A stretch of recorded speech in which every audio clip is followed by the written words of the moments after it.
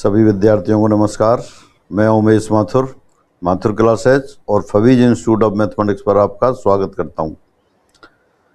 Question of graduation level में पिछली class वाला क्वेश्चन लेते हैं। यदि बल P, Q तथा R त्रिभुज ABC की तीन भुजाओं BC, CA और AB पर क्रमानुसार क्रियाशील हैं तथा उनका परिणामी त्रिभुज के केंद्रक से गुजरता है, तो त्रिभुज PQR में संबंध पूछा है। Again 3 forces P, Q and R act along the sides BC, CA and AB of a triangle ABC taken in order. If their resultant passes through the centroid, then which of the following is correct? तो देखते हैं, ये त्रिभुज हो गया। केंद्रक क्या होता है? मध्यकाओं का प्रच्छेद बिंदु। और मध्यकाएं क्या होती हैं? किसी भी त्रिभुज के शीर्ष को सामने वाली भुजा के मध्य बिंदु से मिला देते हैं तो जो लाइन बनती है वो मध्यका होती है।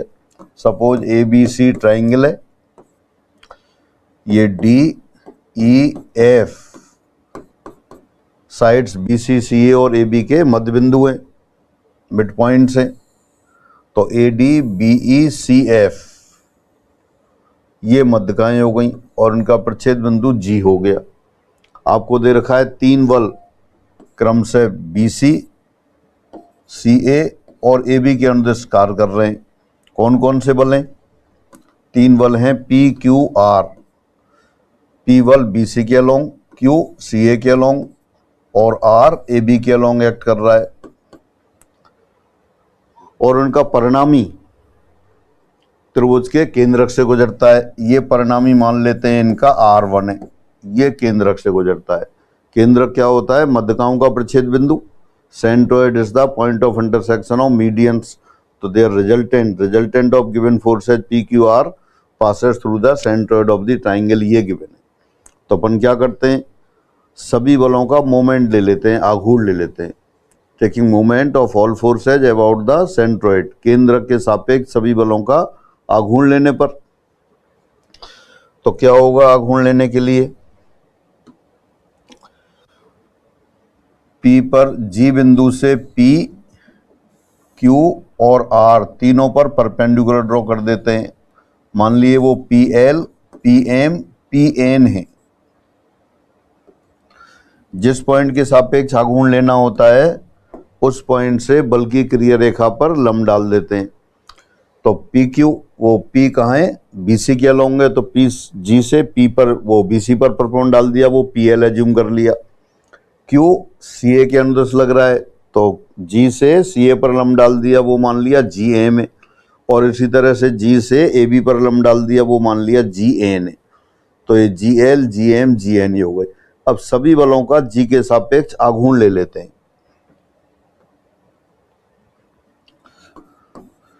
Taking moment of all forces about the centroid G, सभी बलों का केंद्रक G के सापेक्ष आघूर्ण लेने पर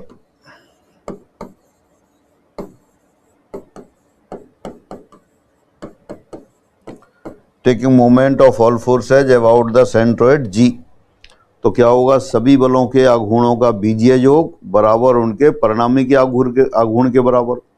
Algebraic sum of moment of all forces about the centroid equal to the moment of their resultant about same point centroid।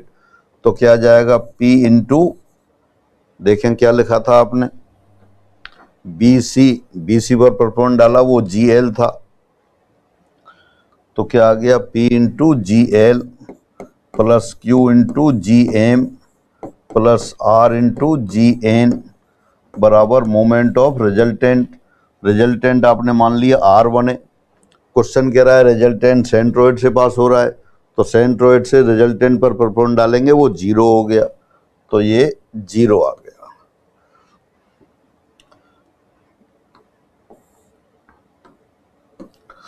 अब इसमें अपन ने क्या किया?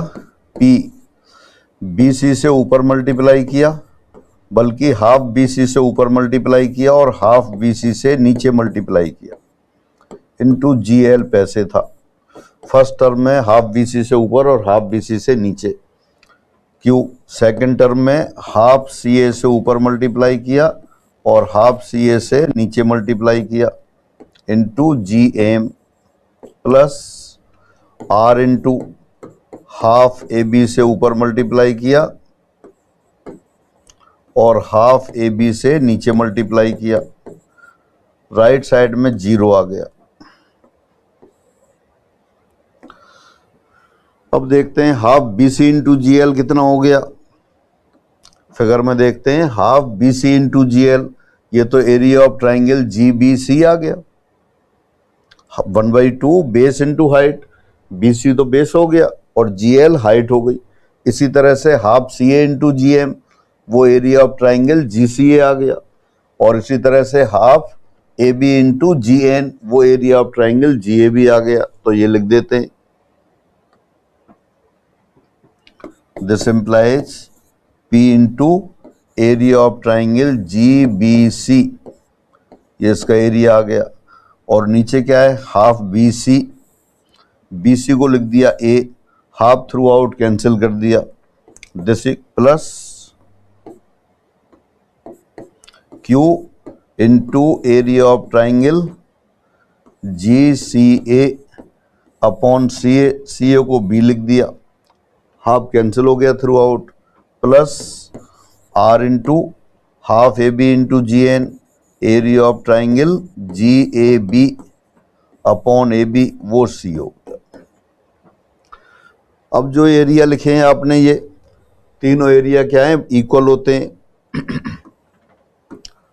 Area of triangle G B C बराबर area of triangle G C A बराबर area of triangle G A B बराबर 1/3 area of triangle A B C.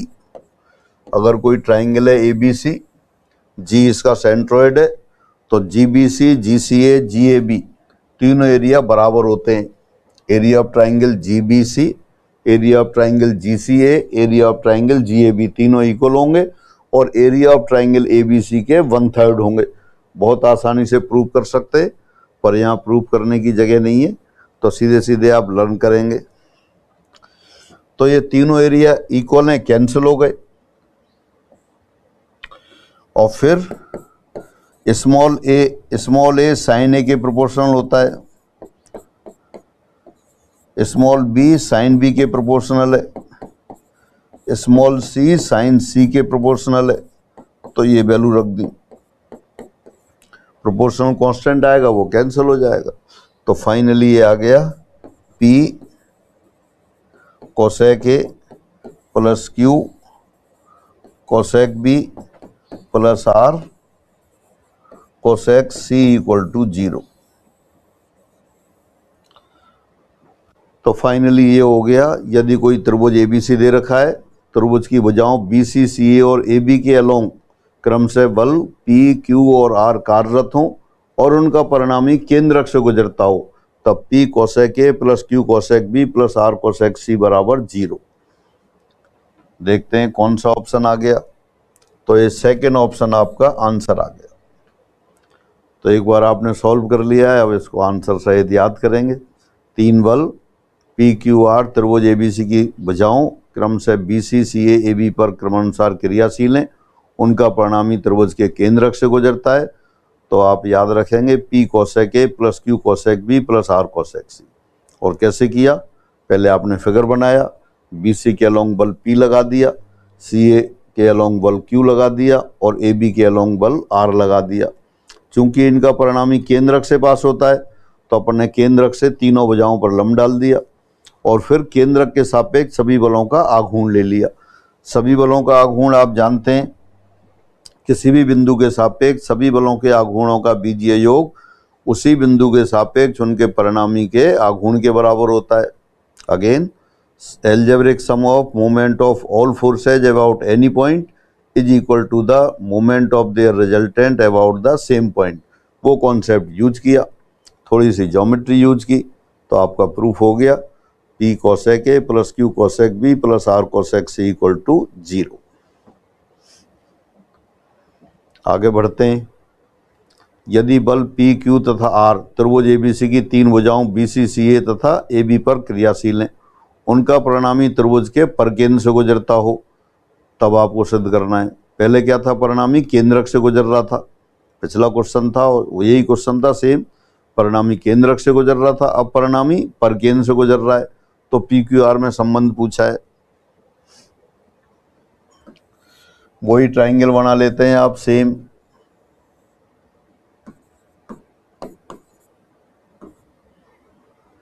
ये assume कर लिया इनका सरकम सेंटर है, परकेंद्र है। परकेंद्र ऐसा पॉइंट होता है जो तीनों शीर्षों से बराबर दूरी पर होता है, या आप कह सकते हैं तीनों शीर्षों से जाने वाले सर्किल का केंद्र।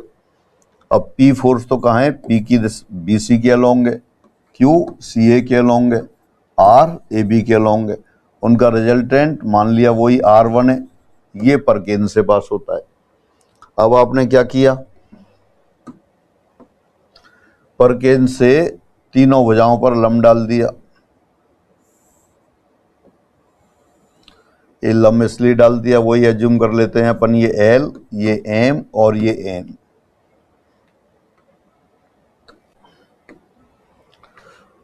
अब सभी बलों का फिर आघूर्ण ले लेते हैं। अब केंद्र परकेंद्र के सापेक्ष लेते हैं। Taking moment of all forces about the circum centre of triangle.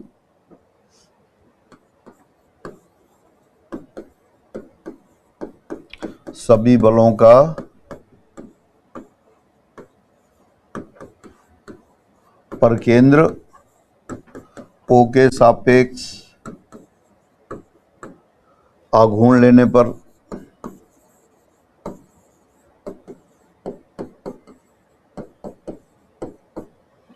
Taking moment of all forces about circum centre, तो सर्कम सेंटर से आपने परपेंडिकुलर डाले हुए OL, OM, ON, तो क्या आ जाएगा P इंटू OL, वही लिख देते हैं एक बार, P into OL plus Q into OM plus R into ON बराबर R1 इंटू 0। सभी बलों के आघूर्णों का बीजीय योग एल्जेब्रिक सम उनके परिणामी के आघूर्ण के बराबर होता है। परिणामी R1 है तो R1 परकेंद्र से ही पास हो रहा है, इसलिए R1 इंटू 0 हो गया। अब OL, OM, ON की वैल्यू लिखनी है आपको। अब यहाँ दोबारा देखते हैं उसी में, ये वाला एंगल देखें, A है। अगर जैसे ये सर्किल बना देते आप इसमें, जैसे इस तरह से होता, और ये ट्राइंगल ABC प्लेन ज्योमेट्री से आप जानते हैं किसी भी चाप के द्वारा परिधि पर अंतरित कोण केंद्र पर अंतरित कोण का आधा होता है। ये एंगल अगर A है तो ये वाला एंगल कितना हो जाएगा, 2A हो जाएगा।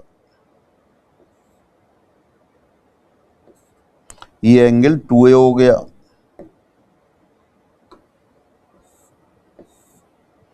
यहां से लंब डाला है आपने, ये दोनों इक्वल हैं तो ये एंगल भी इक्वल हो गए।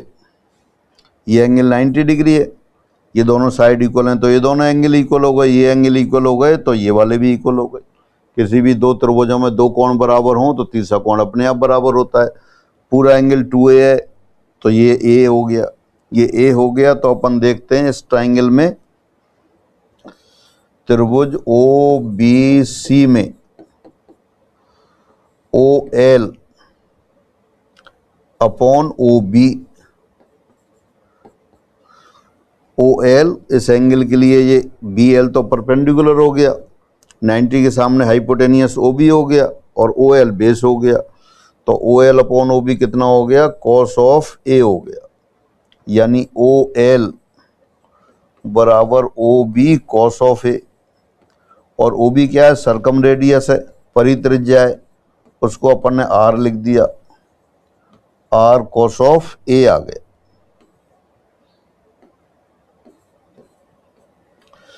तो जो OL साइड लिखी है वो कितनी हो गई, R कॉस ऑफ A। इसी तरह से OM कितना हो जाएगा, R कॉस ऑफ B, और ON कितना हो जाएगा, R कॉस ऑफ C। तो this implies P into R cos A plus Q into R cos B plus R into, अच्छा रेडियस उसको अपन R डैश लिख देते हैं क्योंकि R तो पहले से ही फोर्स दे रखा है, तो R into R dash cos C बराबर 0। R dash throughout cancel हो गया, तो आ गया P cos A plus Q cos B plus R cos C equal to 0। यानी त्रिभुज ABC की भुजाओं BC, CA और AB के अनुदेश क्रम से बल P, Q और R कार्यरत हो और उनका परिणामी जो आपने R1 मान लिया था वो कहाँ से पास हो रहा हो, परकेंद्र से पास हो रहा हो, तब क्या रिलेशन आता है, फर्स्ट ऑप्शन करेक्ट हो गया, P cos A plus Q cos B plus R cos C बराबर 0। और कैसे किया, वही रूटीन तरीका, त्रिभुज ABC की भुजाओं BC, CA और AB के अलोंग 3 बल आपने अप्लाई कर दिए, P, Q, R, O उनका केंद्र का वो परकेंद्र आ गया, सर्कम सेंटर आ गया, O से तीनों पर परपेंडिकुलर डाल दिया, और प्लेन ज्योमेट्री से आप जानते हैं अगर ये एंगल A है तो BOC ये 2A हो गया, चूंकि OB और OC सभी क्या हैं, OB और OC और OA ये आपकी सर्कम रेडियस हैं, बराबर होंगी। तो अपन ने इस ट्राइंगल में देखा, ट्राइंगल OBL में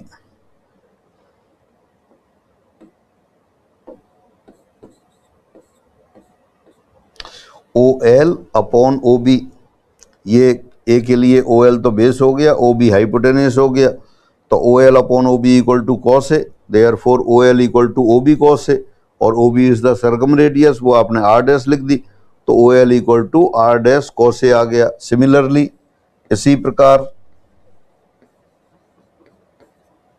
OM बराबर आ जाएगा R डैश कॉस बी, और ON ये हो गया R डैश कॉस सी, तो OL, OM, ON तीनों आ गए, उन तीनों की वैल्यू आपने यहां रख दी, OL के लिए लिख दिया R dash cos A, OM के लिए लिख दिया R dash cos B, ON के लिए लिख दिया R dash cos C, R dash throughout cancel हो गया, राइट साइड में 0 है, तो फाइनली आ गया P cos A plus Q cos B plus R cos C बराबर 0। तो आप याद करके रखेंगे, कोई भी त्रिभुज दे रखा है ABC, उसकी भुजाओं BC, CA, AB के अनुदेश बल P, Q और R एक्ट कर रहे हैं और उनका परिणामी परकेंद्र O से पास हो रहा है, तब P cos A plus Q cos B plus R cos C बराबर 0। आगे बढ़ते हैं, 3 समदेश समांतर बल PQR एक त्रिभुज ABC के शीर्षों पर क्रिया कर रहे हैं, उनका परिणामी त्रिभुज के केंद्रक से गुजरता है यदि, अब पूछना है कौन सी कंडीशन है, यह पता करना है। 3 like parallel forces acting PQR acting at angular points of a triangle, if their resultant passes through the centroid of the triangle then which of the following is correct। तो ये आपके लिए होमवर्क है। पहले बल कैसे थे, भुजाओं के अनुदिश थे, अब बल क्या है, लाइक पैरेलल फोर्सेज और शीर्षों पर एक्ट कर रहे हैं। तो कर दीजिए, सभी को पहले कराए हुए हैं इस तरह के क्वेश्चन, और आंसर कमेंट बॉक्स में लिख दीजिए। सभी को नमस्कार।